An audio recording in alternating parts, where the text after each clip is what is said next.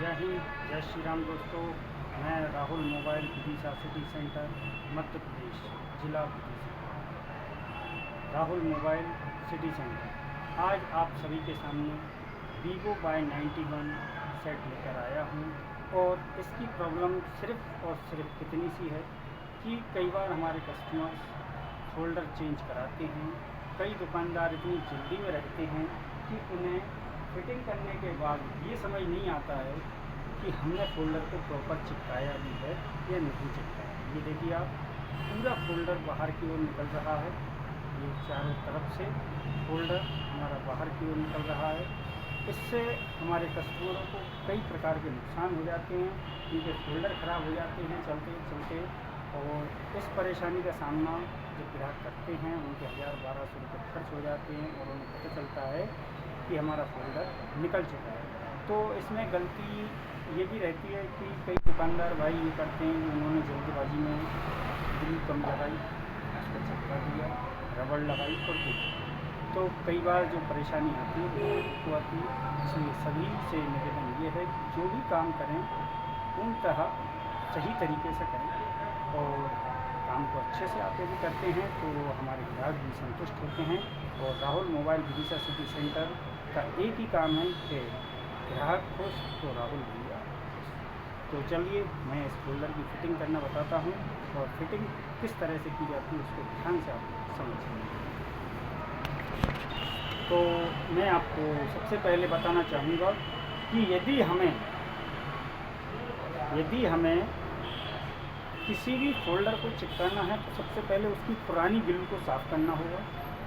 तो ये जो कॉर्नर पे बॉर्डर दी होती है, मिडिल फ्रेम में जो कॉर्नर पे बॉर्डर दी होती है, हमें उसकी चारों तरफ से पहले ग्लू को साफ़ करना होता है। और कई भाई हमारे जल्दबाजी ये करते हैं कि पुरानी ग्लू को निकालते नहीं हैं और उसी के ऊपर चिपका देते हैं। तो सबसे पहले हमें पुरानी ग्लू को साफ़ करना होगा, बहुत ही अच्छे तरीके से साफ़ करना होगा। और ज़रूरत पड़ने पर हम पूरा फ़ोल्डर अलग करके भी साफ़ कर सकते हैं। अब इस तरह से साफ़ जब हो जाता है तो हमें प्रॉपर तरीके से चारों तरफ ग्लू को किस तरह से लगाना है वो आना चाहिए। तो ये देखिए आप, कॉर्नर पे बहुत सारी ग्लू लगी रहती है जिसको हमें निकालना होता है। मेन काम यही है कि ग्राहक को संतुष्ट किस तरह से किया जाए। और ग्राहक यदि आपके पास काम लेकर आया है तो प्रॉपर तरीके से हमें काम भी करना आना चाहिए। कई दुकानदार भाई बहुत जल्दबाजी में, मैं 10 मिनट में ये कर दूँगा, मैं 5 मिनट में ये काम कर दूँगा, मैं 2 मिनट में ये काम कर दूँगा। और वो 2 मिनट 5 मिनट वाले काम हमारे कुछ दिनों पे ही होते हैं। इसलिए हमें काम को बहुत ही अच्छे तरह से करना चाहिए। अब मैं इसमें ग्लू लगाना स्टार्ट करता हूँ।